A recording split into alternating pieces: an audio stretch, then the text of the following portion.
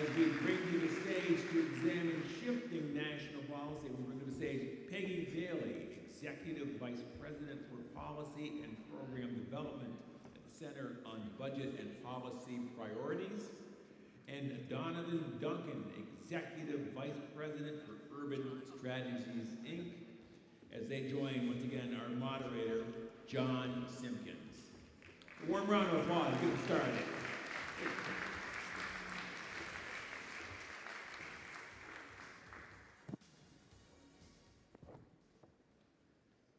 Round two.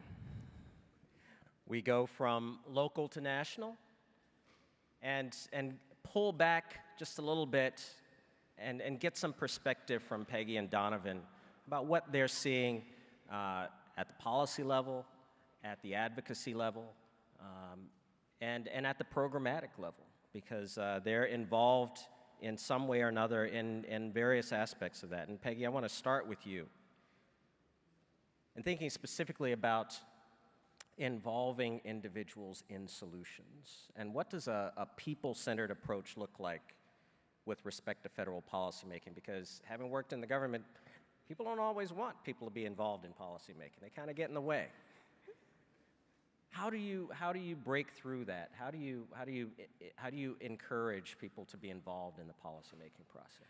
Oh, thanks for that question. And I promise to try to bring as much joy to all of this 45 minutes as possible. But yeah, it's tough. And thanks for having me here today. I'm really excited to be on this panel with Donovan. Right, the systems weren't built for people to be inclusive. You know, the first time I watched, for years, I never watched Hamilton, because I was like, Alexander Hamilton, how interesting could that be? I'm a government major, yada, yada, yada. And then I got to in the room where it happens, and I was like, oh my God, like, I called a friend, she was at dinner with other friends, and I was like, oh my gosh, this is an amazing thing. Everyone should watch this. Watch at least the movie version if you can't go to the production, because it's true. The systems were built the opposite way. They were built to be exclusive. They were built to be elitist. They were built not to take into account what people's actually lived experience was, because that's not what where the value was. So we have to make this, we have to change the systems to make them listen to us. We have to break through that. And part of breaking through is also being irritating, which will then also set us back from being inclusive. We have to understand that there's going to be this give and take when in our ways to engage with the system. So then what can we do? First is persistence. We have to be persistent and be able to take that heat when we're left out, not to lean out, but to lean in, and to be, be comfortable with the discomfort that comes with feeling like you're excluded and feeling like you're set to the side, and just using that as a superpower to engage with the system. For organizations like mine, we're doing a few really intentional steps. One is to stop and listen, and to hear what true partnership looks like for people who are closer to the community than an organization like mine at the Center on Budget and Policy Priorities, where we're a very DC, inside the Beltway institution, and trying to figure out there's some value in that, to be able to be in that space, because that's where a lot of power lies. But we've got to make sure we're inclusive enough so that when we're in rooms that are exclusive, we're bringing people along with us.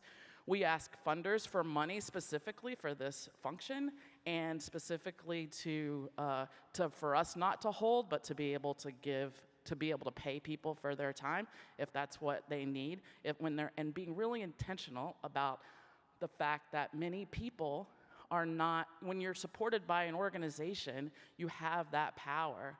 But when you're a citizen, you don't have the time to travel, the time to sit in 2-hour purposeless meetings that are using a lot of lingo that you don't understand.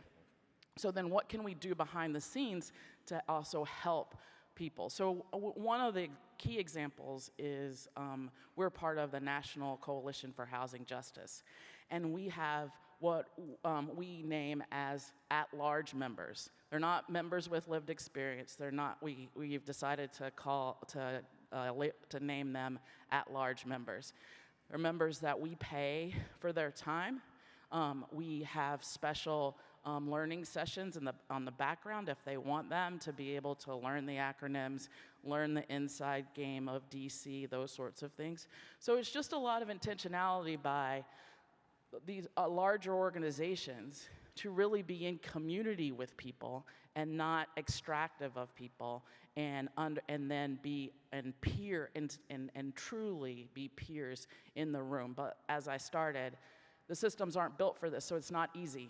Yeah. We can't be passive about it. We have to be active when we're talking about including people with lived expertise. So I'm going to try to be an optimist and ask if you're seeing any positive signs among the policy establishment in DC when you're really bringing in another group of experts. These are not the experts who may be content experts because they've studied the subject.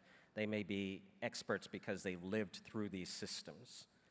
How are those experts being received in the DC policy establishment?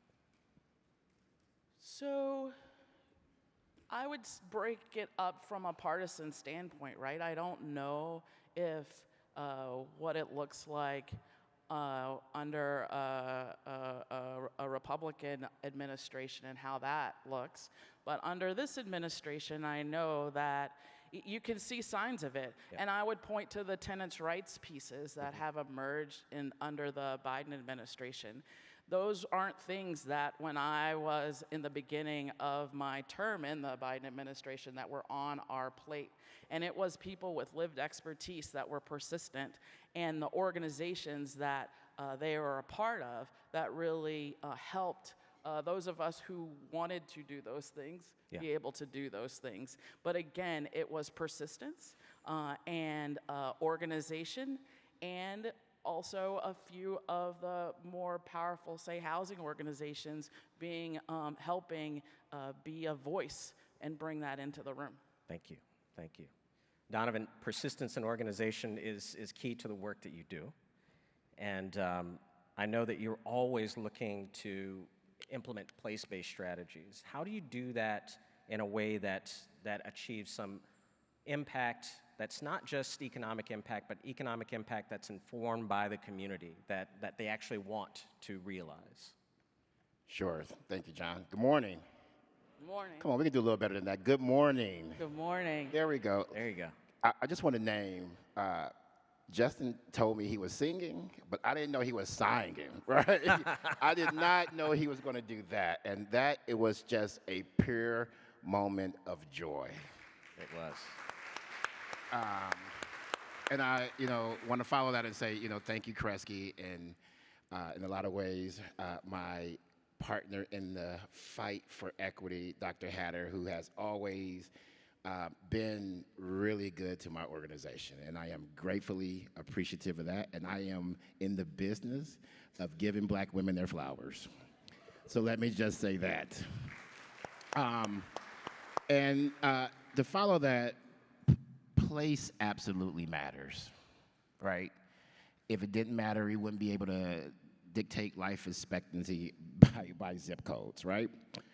So in our work, we are truly trying to harness what does it mean to be in community and how to use those gifts, those talents, those opportunities within a respective place as the conduit towards this North Star that people define.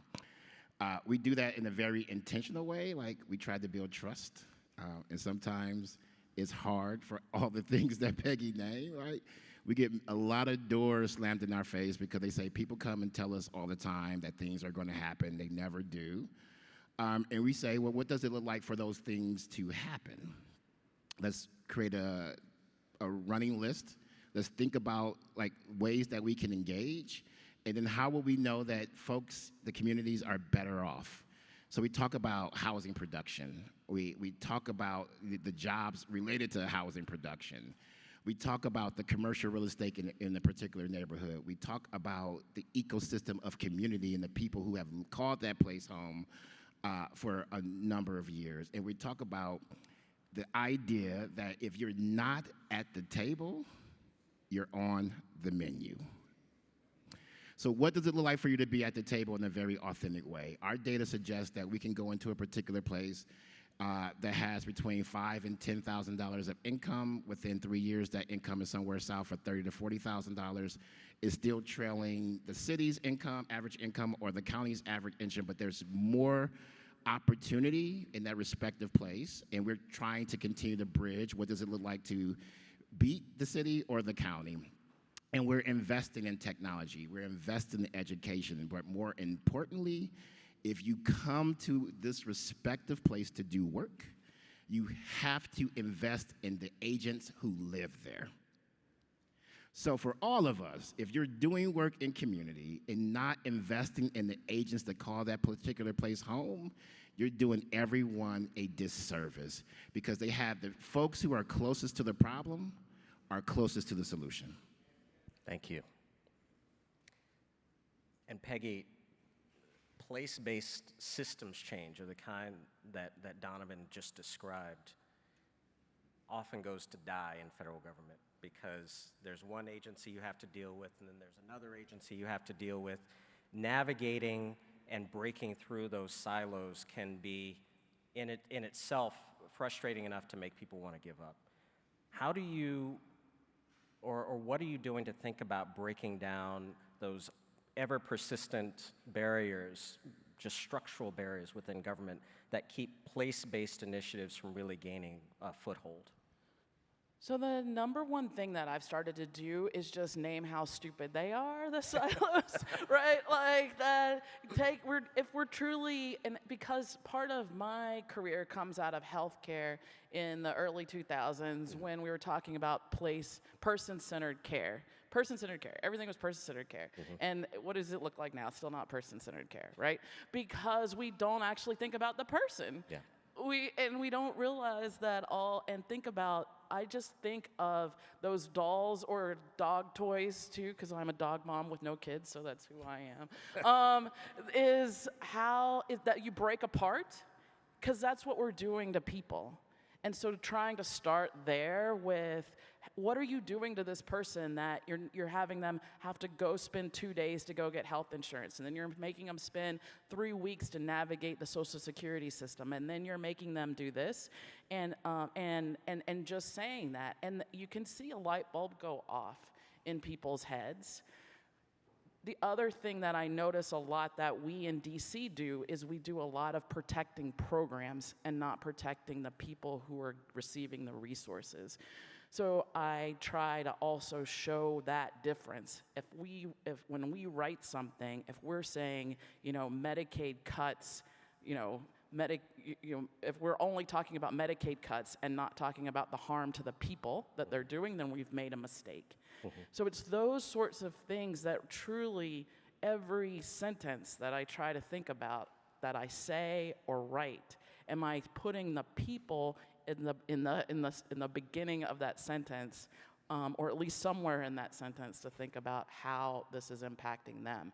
And so actually a lot of work is happening in the federal level. A lot of it is very behind the scenes, very technical, to try to at least get it to be the case where states and localities have some flexibility in design of programs. So like with Medicaid and food assistance, a lot of work has gone into trying to merge those systems, or at least allow states the opportunity to merge those systems, right, so that when someone enters in, they can get both of those things at the same time. So it's really hard technical work, but that's the key piece, is first just explaining how silly this is, because people need all of the things. It's not like people only need one of them. Yeah. And at the heart of that is a recognition of sort of the dignity of the human. That all of this is in service of allowing people to have agency, options, choice.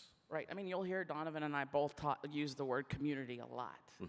And I am not a community organizer. That's not where I came from, or that's not at least where I came from. And I I think, for a long time that, oh, well, just because I'm a black woman, then I'm obviously in community with people, and that is not the case. You really have to do the work to build the strength of community with everyone and not take it for granted, because that is where our strength is. We're not gonna, every day, we're not gonna have the energy for the persistence, for the fight, but as a community, we can. Yeah, thank you. And so Donovan, I want to come to you about this capitalism and love. Talking about community and talking about dignity and how we infuse those things into systems that don't seem to accommodate those. What does your work around capitalism and love entail? What is that exactly? Sure. So I felt the energy in the room shift when they said capitalism. People said, "Ooh." I think. So this notion of capitalistic love, we're curating a whole series that has named it as Home, Healthy Opportunities for Everyone, America's Shift to a Capitalistic Love Model. And it was birthed from, in a lot of ways, our for-profit partners doing bodies of work, and them suggesting that, we should have a price difference because we were a nonprofit. And I was like, we're a business. And they were like, but you're a nonprofit. And I was like, that's a tax status. We absolutely run a business. And the joy of running a business is resourcing it in a way that effectuates change, right? And I think as social justice warriors, as fighters for a humanity, we don't necessarily always think about the tools and the ingredients that are needed to accomplish that, right? So our idea is, like, how do we take ourselves on this journey that I have a very strong love for this country. I believe everyone in this country has a very strong, unique love for this place. So if we love the place that we call home, and we know that we operate in the capitalistic system, how do we shift that so everyone can benefit? And, I don't necessarily know if I have all the answers to that. I think we're going to try to unpack it in a way to give folks ideas of what it could look like to think differently about the problems and the solutions, and utilizing tools, resource, wealth, bridging emergent businesses, bridging the wealth creation that's created, to think about the system differently, right? Because as John shared, the South is on fire. So in a lot of ways, those are emergent business owners who will receive the benefit of that capitalistic exchange. Who's having the conversation with them about deploying resources differently and not just perpetuating the same old cycle? No one. So we're asking ourselves, whether it's through our CDFI, whether it's through all of our economic justice work, to really be on that pathway with our partners to very intentionally ask them about how to bridge love and capitalism as they scaffold and scale their business. And that's down to even our underwriting, right? You pay a livable wage, you get better conditions. You don't, right? And we're really trying to regulate and figure out what's the right ingredients to accomplish that. Awesome, thank you. And Donovan, it makes me think that we really haven't had democracy in the US, but for a few decades, true democracy, truly inclusive democracy. Do you think about capitalism in the same way, that we haven't fully been a capitalist economy, given some of the supports that are granted to some as opposed to others? There's market interference all over the place. How do you get people to envision a different way of being capitalist? Yeah, absolutely. I don't necessarily know if we have a democracy, right? Because democracy is rooted in capitalism. If you don't believe that, the number of requests I give to go to $5,000 dinners, it's like, who thinks I have $5,000 to go to dinner? I have a whole family, a whole family. I'm first generation college graduate. I got a whole family. But it's always been rooted in to that vein. And I think the opportunity that we have at this moment, I had the very distinct pleasure of going to the DNC. It was an amazing, life-altering experience. And one thing that Governor Walz said was that housing and healthcare are human rights. Right? And we haven't had this level of synergy since President Obama ran. So we all owe ourselves to a charge to harness this in a way that shifts our democracy. If we get over the mountain and go back to business as usual, we have done ourselves a great disservice. There were so many lessons learned during COVID, and we're back to business as usual. Yeah. And I want to pick up on that, thinking about where we can go. What can we build on, Peggy? What's one of the biggest policy achievements you've seen in the last 5 years or so that we can use as momentum? Yeah, so one of the pleasures of being on a panel with Donovan is we know what each other is going to say. So he set me up perfectly for that question. But the one thing I want to go back to, though, is around what we want to see in capitalism. We have to be okay about talking about people with low incomes, though, as part of capitalism, right? And that it is a function of capitalism that also needs the same sort of non-capitalist interventions to help, because otherwise, because it's just a function of capitalism. It's not, people aren't gonna, an individual may work their way up the income ladder, but there's always the way our structure works right now, there's always going to be people at the lower income of the income spectrum. And we're not talking enough about that and leaning into that. But the key issue is that those people will exist, but then the real issue is, what do you do about it? Right, and it's not their fault. Yep. Right? Capitalism is people decide how much people are going to make. Capitalism decides how much, even from a public benefit standpoint, what we're going to give people, and that's what we have to lean into. We have to get out of this deserving mindset that people don't have income because they haven't worked hard enough. Yep. It's because we're not paying them enough. That's why they have low income. So we've got to be able to really name that, because I'm concerned, there's politics reasons why we don't talk about people with low income, but I don't want those politics to then parlay into continuing to ignore. Right. But on your question around what have we done, the pandemic is the thing in the last few years that we have done that shows that we can actually act, and we do have the resources to make change. Without the resources that came during the pandemic, there would have been so much more homelessness. There would have been so much more evictions and people who are at least unstably housed. So much. We got a vaccine created in less than a year at this time.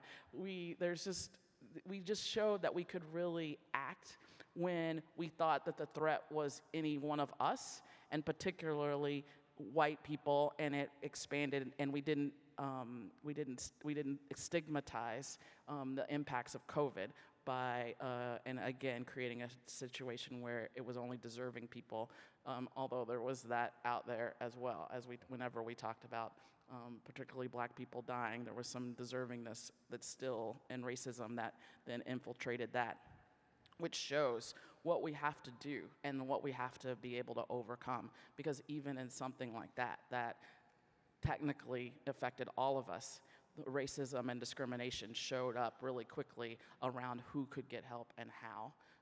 And that's when you really saw a surge of resistance to directing resources to people of color when you knew that that's where the harm was lying.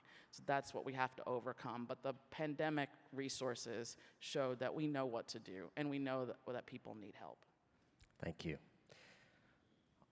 On a sunny day in Detroit, it's always good to think about the things that we can do, and the things that we have done, the things that we will do when forced to do, that we know what to do.